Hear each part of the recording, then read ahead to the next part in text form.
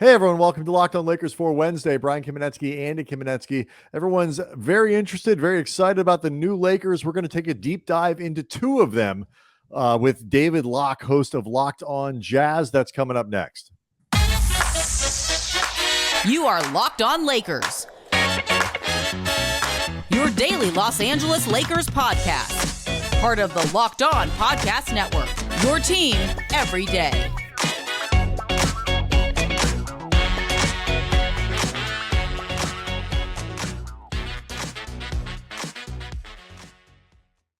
Thanks to everybody for making Locked On Lakers your first listen of every day, Monday through Friday. No matter how or where you get your podcasts, it's always free. It's never going to be behind a paywall. And Locked On Lakers on YouTube is where you can go to support the show and join in a great community of Lakers fans who are active. They are engaged. They are angry when things aren't going well. They are happy when they are, but always some really good Lakers conversation. That channel is really growing fast, and that is all thanks to you guys, and we really, really appreciate it. Do want to let you know that today's episode is brought to you by Prize Picks. First-time users can receive a $100% instant deposit match up to $100 with promo code Locked On. That's PrizePicks.com, promo code Locked On. So one of the things we wanted to do over the course of the next few shows is to really get in and get some insight to some of the newest Lakers, the guys that were acquired at the deadline, particularly. And we're going to start that today with David Locke, host of Locked On Jazz, and our boss, it should be noted. So we'll be on our best behavior. He's going to give us some insight into Jared Vanderbilt and Malik Beasley, who have obviously been with Utah throughout the year. So looking forward to that. We'll get to that in a second. But a lot of people still upset about, is particularly given how Monday's game went with the Blazers, and Lakers just really got boat raced in that one, at Darvin Ham's lineup choices. We did a show, I think it was for Monday, where we talked about whether or not Dennis Schröder should be in the starting lineup. And he is at the heart kind of this conversation. I saw you having an exchange with somebody who compared Dennis to Avery Bradley as, sort of, you teacher's pet. Teacher's pet. You referred to him as Vogel's binky a couple of times, The difference is there was no reason at times for Vogel to be playing Avery Bradley, much less starting him, much less giving him the size of the role that he had. Even if you think Schröder should be coming off the bench, and that is a conversation we will have, and something that I have maintained constantly, I'm open to that idea. The irony in all this, Brian, is I've been really consistent going back to Schröder's first stint with the Lakers that I don't even love the idea of Schröder starting in the first place. Like, all things being equal, I consider him much more of a high-end starter a high-end bench player than a legit starter or somebody that you want to start. But he's been way more helpful towards positive results or even winning this season than Avery Bradley ever was last season. And more importantly, you can make reasonable arguments for Dennis Schröder starting this season, continuing moving forward, even if, and we will discuss all this, I'm not dead set married on any of those reasons. Just the insanity over this, and really the carryover PTSD from the three-guard small lineups that we saw earlier in the season, I think has led in a lot of ways to people being just insanely irrational about some of Ham's decisions, and there are ones to object to be clear, but some of his decisions, and then by extension, Dennis Schröder as part of that process. I completely agree with you about the flaw in the Bradley Schröder comparison. It's an awful comp. It is. The two questions I have there is, like, and I think the other thing, and this is a point that you've made, that we've made, is that you also can't, when you add D'Angelo Russell to the lineup, it's not the same guard as adding Patrick Beverley. It's a different kind of player. It's length. It's a different skill set. It's all sorts of stuff. And so, you might be victimized defensively for different reasons, but it's not the same thing as the tiny lineup, because D'Angelo Russell is not a tiny player. So I think that needs to be stipulated too. There are some people who, when this debate was going on, was really active, I thought, Monday night on Twitter, and certainly a lot of people on the Locked On Lakers YouTube page were upset, to say the least, about this going into Tuesday. It is a different discussion when LeBron isn't playing. I think it's a little easier to put Schröder in and just sort of justify, having that offensive punch in the lineup. The bigger question is what happens when LeBron starts. If it's not Schröder, because Russell is going to start. If it's not Schröder, yeah, I agree. Who? I mean, I think the first question is, who do you put in there? My candidate that I think would make sense if it's not going to be Schröder would be Beasley, because then you're really spreading the floor as effectively as possible around LeBron and AD. But then you are taking away some shooting from the bench units, depending on how you stagger it, because both of the new guys that you brought in to shoot are in that starting lineup. I would not start that Beasley Russell lineup just because I think defensively they get eaten alive. That's true. I think it's the equivalent of what we've seen in Portland with Damian Lillard and CJ McCollum, or Damian Lillard and Anthony Simons, in terms of defensive issues, without nearly the same offensive explosion potential. Mm-hmm. I think you get way more of the downsides than more of the potential upsides. That's fair. If you were to take Schröder out of the lineup, out of the starting lineup, which again, fine with doing, I would go with either Austin Reaves or Troy Brown, or, and this is an interesting wild card that I was thinking about, like you could maybe go with Jared Vanderbilt in the starting lineup, and rather than removing Rui, could seem like the obvious guy that you'd move out there, because at that point you have four guys that are center forwards with LeBron, AD, Vanderbilt, Rui. You could go about this as a backcourt that's really LeBron and D'Lo offensively, with Jared Vanderbilt as your guard defensively. And it's basically all cross matchups. I think that can get problematic if your defense is scrambled. You may not have the ability to get Vanderbilt where you want him to, and you're putting possibly other guys in defensive positions you don't want. But that's how you could do it. And we should ask David about this, when we have him on. Like, I feel like that may be a little bit much to ask him to be the point of attack defender on guards. I also worry about the spacing there. I think you're creating major spacing problems, right, with that lineup. And the reason I ask this, and I kind of like Reaves if you're going to be starting, if you Schröder, part of the argument against him is he's not a point guard that really distributes the ball, runs and off. If that's the case, or you're going to be putting Beasley in that second unit, Reaves, who I've advocated to start for much of the season, actually does make a lot of sense coming off the bench to really be a ball moving bridge with that group. Now, he might finish some games depending on your lineups, but I'm just thinking in terms of how you stagger some of these guys. The point that I think that is important here is, while I think the Lakers have improved, while I think they've made themselves able to go bigger, they have more versatility, just go big. And, there are still challenging lineup questions with this group, even improved, that don't go away just because they've made some good trades or because people are annoyed with Darvin's choices more broadly. Yeah, I agree with you. The cleanest way to do this would be to take Dennis out, and I think sub in either Reaves or Troy Brown. I don't have a strong preference. Brown could be the best one, because you have enough ball movement with LeBron, right, and facilitating, and Troy can stretch the floor credibly enough. He is one of the only guard or guard-like forwards on this team that does not need the ball to be effective in a role. Mm-hmm. So that's probably the right answer. Yeah, I don't feel strongly in either direction. Put a gun to my head, I'd probably say Troy.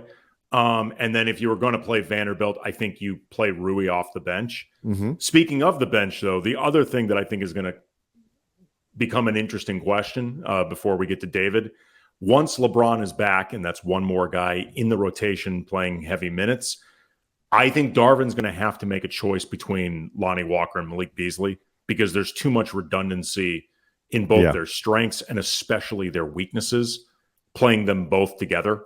And something we can look at, for sure, after Wednesday's game. We'll get the first sample of how that might look, because everybody, including Mo Bamba, who has an impact on this as well, should be in the lineup.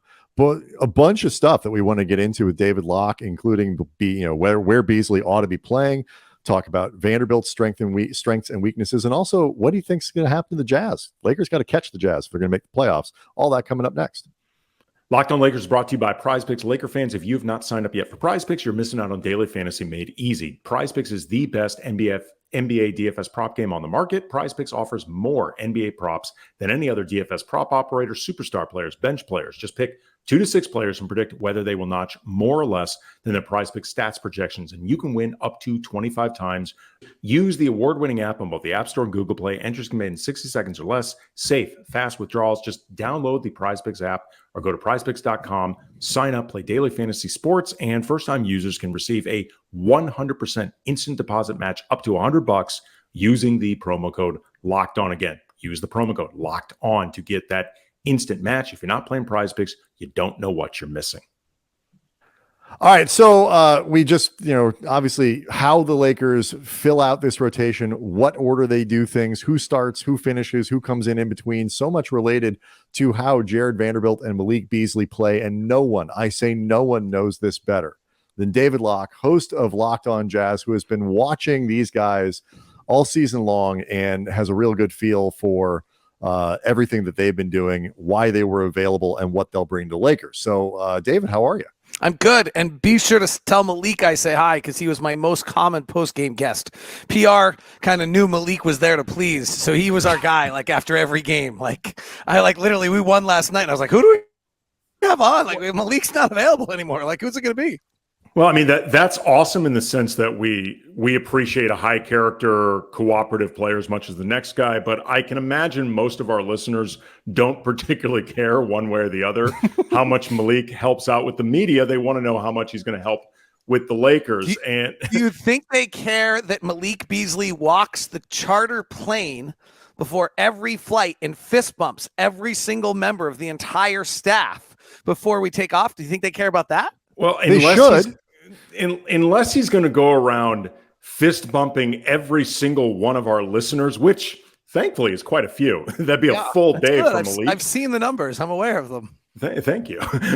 Again, I think they appreciate about them. They don't care. Malik's first 2 games, we've seen him go over from behind the arc, and we've seen him hit 6 threes. Granted, some of it was backloaded with semi-garbage time, but he went on a heater. How common is that for Malik in terms of just streakiness from behind the arc? So, I mean, his career is 38%, and so he should not be particularly streaky in that sense, right? You're either the guys that are usually streaky are the 32% three-point shooters who kind of are good, and then they're not, they get kind of lucky, and then their regular stroke comes back. But these guys that are bona fide three-point shooters, that's not the case. However, for the last 25 games, if you now include these 2 with the Lakers, he's shooting 31% from 3. So I think that's a little bit of why you're seeing that kind of strange, and that's not consistent to his career, right? This guy is one of the few bona fide 38% career from 3 is high. His catch and shoot numbers usually over 40%. He's played a lot of games this year that actually I was expecting he would come to LA and kind of catch fire because he got the 2 days off. He had not missed a game yet all season, and having talked to him, he was a little dinged up, not anything like the Gary Payton dinged up evidently, but more just kind of the wear and tear of an NBA season. And he was really prideful on the fact that he had been the one player on the Jazz that was available every game. So I actually thought he would come back and hit, but he had, he has these games where he goes and hits 5 and 6 threes. You usually win when he does that. It's a really nice number to have on your side when someone's dropping that. And he had a bunch of those for the Jazz. He had a stretch where he got super hot right in the middle and kind of early part of December, where I think over a 5-game stretch, he had 25 threes made. So 5 a game. He was doing it on about 10 to 11 to 12 attempts per game. If my memory is right, he had about 55 attempts in those games. He was really hot. And then I don't know if a scouting report changed, if teams started running him off the line, or what happened, but he cooled. It was awfully clear around the time in which Mike Conley got hurt, and so he may stopped getting as good a looks, and he never heated back up on the backside of that. Yeah, honestly, David, it could have just been knowing the anticipation perhaps of being traded to the Lakers, because as you know, no shooter, you talk about you thought he'd come on a heater as soon as he got, no shooter arrives, puts on a Lakers uniform and shoots the three-pointer effectively. That's just not how things work here. Doesn't matter how good you are.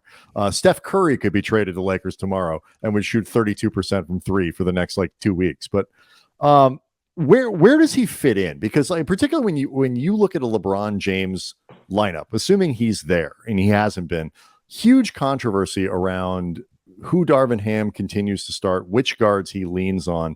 You can certainly make an argument that he would be a good guy to have in the starting lineup with Russell. Now you're adding that true volume 3-point shooter. You're spacing the floor for LeBron and AD in ways that are more effective. Defensively, it could be a problem. You can also make a strong argument for him coming off the bench. Where do you think he is best suited, particularly in a LeBron James, Anthony Davis having universe? With D'Angelo Russell, by the way, as the backcourt partner. So I'm going to kind of go to Will Hardy, has taught me a little bit about the game this year. I kind of love this. It's kind of my go-to right now because I've really bought into it. Will Hardy talks about each of these players has a superpower.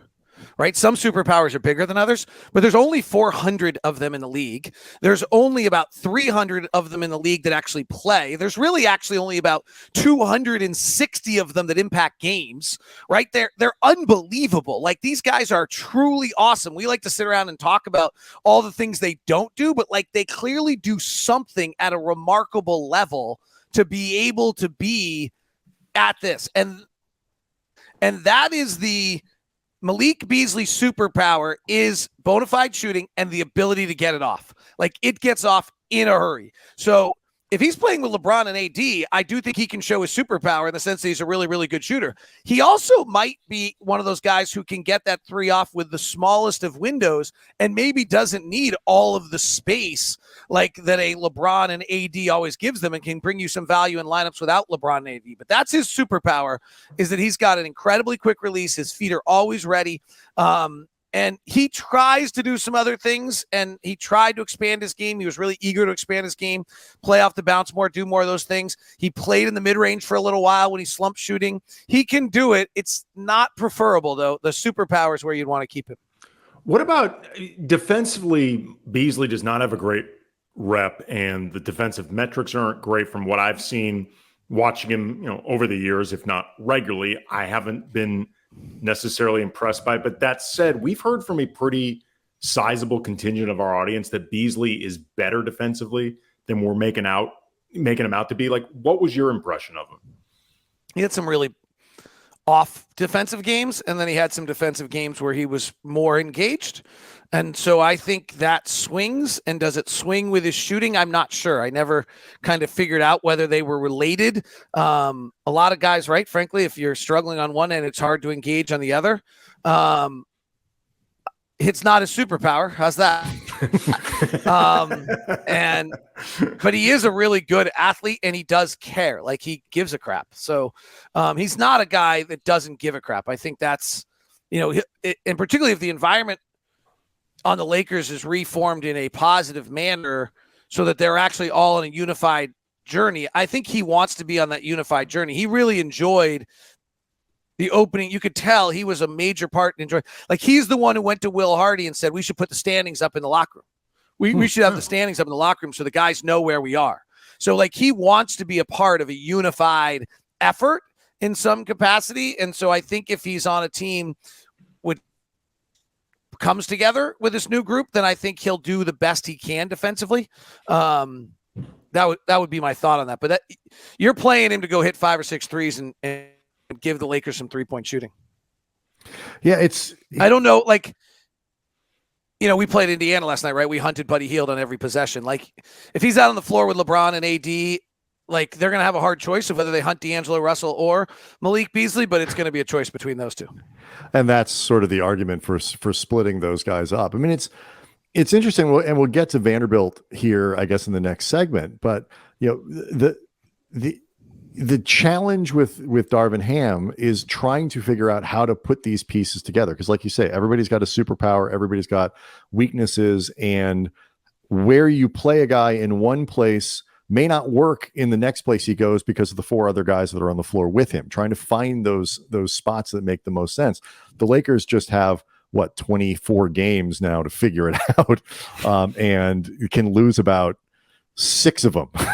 So that is the basic issue here. Let's get to. I'm glad to see that you guys were with me last night. I saw the score last night. I was like, okay, they actually have to win here pretty soon. We've been reminding our audience a lot. Brian has a running joke that the entire season he's been saying tonight's game is a must win, because they pretty much have felt when you start 2-10, everything afterwards becomes a must win, just from a pragmatic standpoint. You don't have much time to screw around. Yeah, and well, before we go, I'll ask you about the Jazz, because they're another one of these teams that refuse to cooperate with the Lakers by sucking when they're supposed to. It's been great for my fantasy team, but it's not been great for the Lakers this season. So we'll do that. I don't want to push you over. I don't want to push you over time, but let me just say one thing to kind of. Look, you're the boss. It's your time structure that you're always yelling at us about. So I've done a really interesting exercise this year. A coach in the league told me about it, and so I've done it, and it's been fascinating, where I watch the final 9 minutes of every close game that happens in the league. So I actually am not watching like games like a TNT Thursday. I won't watch it, but I'll go watch every game that was within 9 minutes. I watched the Lakers the other night. It looked totally different to me. Like, I've actually thought for a long time the Lakers were close. Even before the trade deadline, I had said for the first time I watched them, I thought they were close. Like, they looked better. Things looked together. And I actually wrote in my notes yesterday, whatever game that was the other night I watched, it was not the Portland game. That was not close with 9 minutes left. It was a viable roster of players. Like, they actually for the first time had real players on the floor. So I actually feel like, I don't know with the Darvin Ham, I hear the Darvin Ham conversation. I think the Lakers look dramatically better to me as I watched them recently in the last two and a half weeks than I have thought so at any point all season long. It's not quite the Kami Bears, and frankly, taking Russ off the court really helps. Yeah, and they should be significantly better with this new group in the half court, which matters more when you get in those last 9 minutes. Much harder to run in the fourth quarter than it is in the first. So we'll talk about the Western Conference. Let's talk about Jared Vanderbilt. We'll do it all next. Locked on Lakers is brought to you by Built Bar. If you're looking for a delicious treat, but you don't want all the fat and the calories, you got to try yourself a Built Bar. Everybody is still dealing with the damage that comes from the holidays. Basically, Thanksgiving, you get past Christmas and New Year's, but then all of a sudden Valentine's Day sneaks up on you, whole bunch of candy, and it's like you can never get out of this cycle. But at the same time, you want to get healthy, but you don't want to compromise taste, because that's why you eat in the first place. That's where Built Bars come into the equation. With Built Bars, healthy actually tastes great, and it's perfect for your New Year's resolution or just the idea of finally getting yourself back into shape. They are covered in 100% real chocolate, as always. Great flavors like churro, peanut butter brownie, coconut almond. They taste like a candy bar, but just 130 calories. Only brownie. That is insane. Yes. Only 4 grams of sugar and 17 grams of protein. The protein is what gets you yoked. And you don't even have to wait around for a box. Like, for years, we've told you about ordering the Built Bars at Built.com. Still a great option, but you can go to your local Walmart, get them in the pharmacy section. You don't even need a prescription. Or go to a Sam's Club, hit either spot, get a box with different flavors. Built Bars, enjoy them. Yeah, David Locke doesn't even own. He eats nothing but Built Bars. He has to bring 30 shirts with him on the road because he takes them off by just tearing them off his body. That's how he does it. That was called product placement. That was good. Yes, yes, it was. Jared Vanderbilt was somebody who, in his first game Saturday night with the Lakers, instantly became a fan favorite because he was, 4 or 5 efforts on every possession and, offensive rebounds. He made some nice passes. He had a spin move in the lane that had people talking, like all kinds of. He was as good as I think a Jared Vanderbilt game as you could get. I think you saw more of the limitations and the potential issues with him, certainly at least offensively in the Portland game. Granted, get in line there. What are the Lakers getting with Vanderbilt? Where are his strengths? Where are his weaknesses? How is he best utilized by a team? Let's go with superpower again. Relentless energy, contagious energy. and an ability to impact the game with the energy. So that's his superpower. Do you think it's more affected on the offensive side or the defensive side? Maybe on the offensive side. Offensive rebounding, grabbing that extra offensive rebound, probably better. Though, frankly, we were a better offensive rebounding team when he was off the floor than on the floor, which seemed really strange to me. So that surprised me when I went back, when I looked back at his numbers. His numbers are inconsistent to what you believe you're seeing out of him. And I actually think that might be a sign of why numbers are super important. Because you have players who make the play that you remember when you're driving home. You say, oh my gosh, remember when Vanderbilt grabbed that offensive board and kicked it back out and then AD slashed and jammed it home? Oh, that was an incredible play. And that's the one you remember. You don't remember maybe the whole body of work that leads to the minus 9 points less good when you're on the floor defensively than you were when he was off the floor, like kind of things like that. So that is his superpower. There were plenty of games this year where Will Hardy credited Jared Vanderbilt for spurring the team and giving them the energy and juice that they needed, and that the team followed his energy. Yeah, defensively, I mean, like Brian mentioned before, there were multiple possessions where you saw him have some type of impact with 2 or 3 different players that the Lakers were guarding, just his ability and willingness to go all over the court. How much versatility do you think he has defensively in terms of the different guys that he can guard, the ways that you could slot him, or I guess rearrange certain lineups depending on if he's out there doing certain things? Well, I think you can put him anywhere defensively, and have him defend anywhere, maybe 1 through 5. So skinny on the 5 kind of makes me nervous, frankly.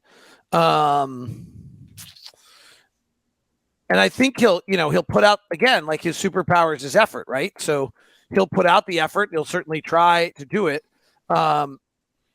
Again, like, this is the essence of Jared Vanderbilt. You will look at Jared Vanderbilt and you'll say, like, oh, I got Jared Vanderbilt switched. He's 6'9", he's long, he's lanky, he's athletic. Like, I'm good with that, right? Like, that's your general feeling on it. And then if you go look at the stats, it doesn't line up. Like, last year, he was one of, I think, the 5 worst transition defenders in all the NBA. Or, excuse me, isolation defenders in all the NBA. This year, he's the 6th worst. Yeah, I've seen numbers like that from people who really are good at digging into the not just on off and some of the the broad metrics, but like really how he is used. He's super jumpy. Yeah. And like he's going, all the great qualities, right? That energy and that juice and that whole same thing that makes him so fabulous. Sorry, I didn't mean to cut you off, but that's okay. He's just super jumpy, right? So he's like, you fake and he's biting. Like, he's just like, that's his, but it's also what makes him great. Like, so it's a little bit of a catch-22, I guess. Yeah. And I think that gets to sort of the point I was making with Beasley too. It's like, how do you use him? How do you integrate him into a lineup next to Anthony Davis, next to LeBron James? How do you figure out, is he best with AD on the floor? Is he best with him off the floor? Do you put him between those two guys?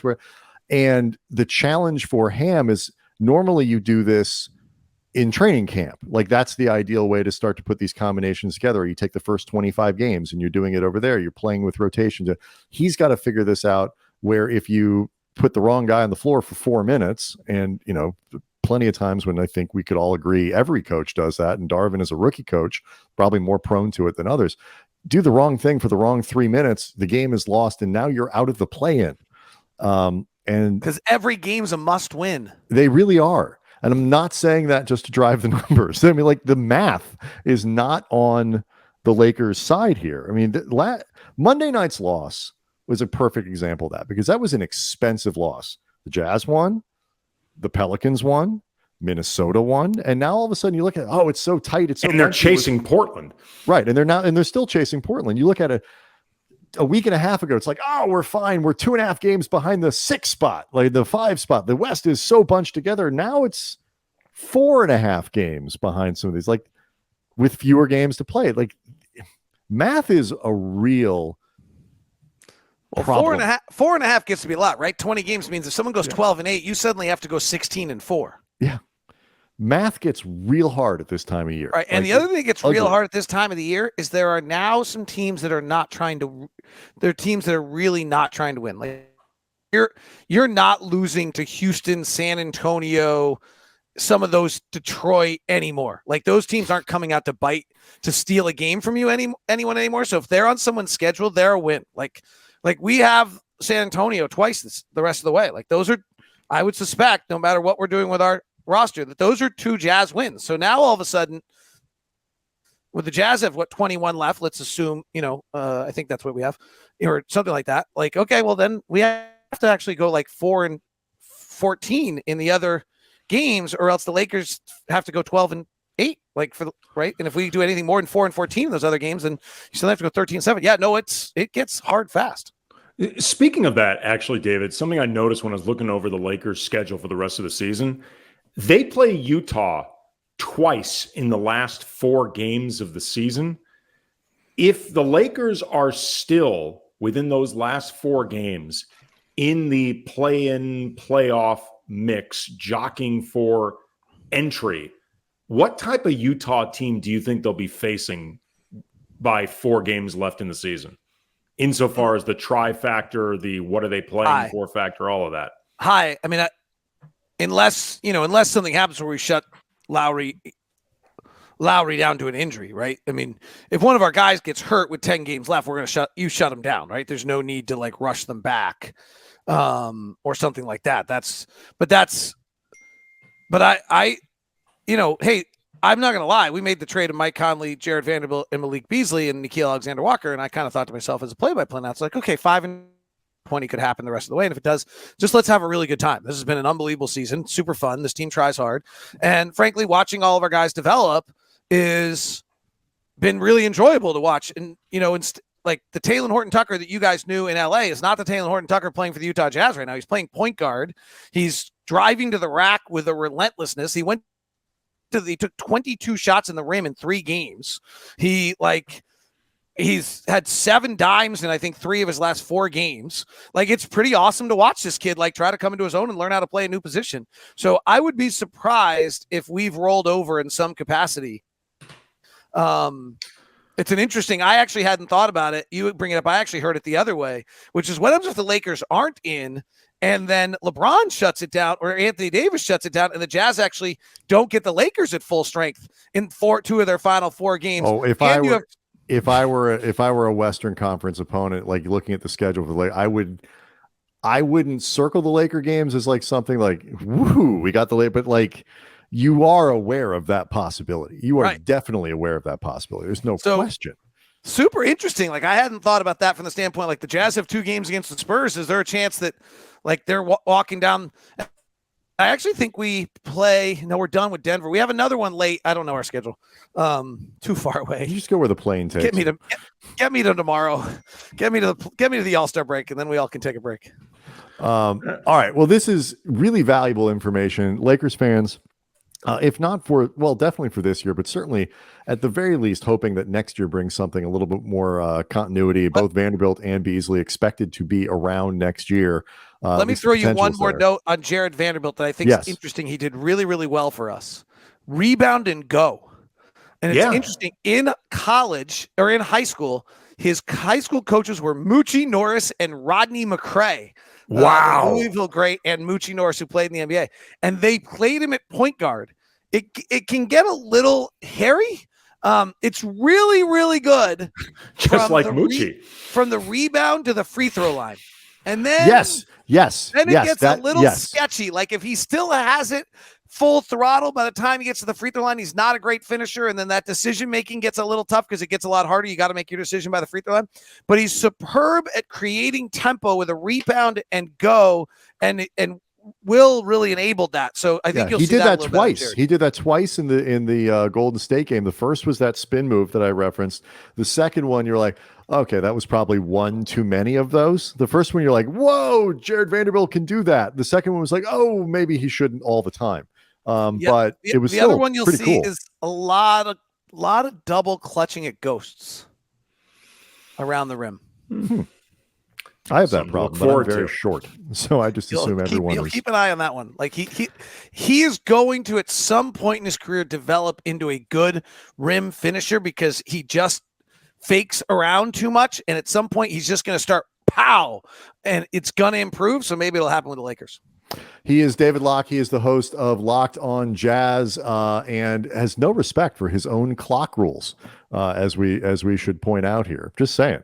Next time I get an email about it, I am disregarding it. Thanks so much for giving us the time, because I know it's a really, really crazy part of the season for you.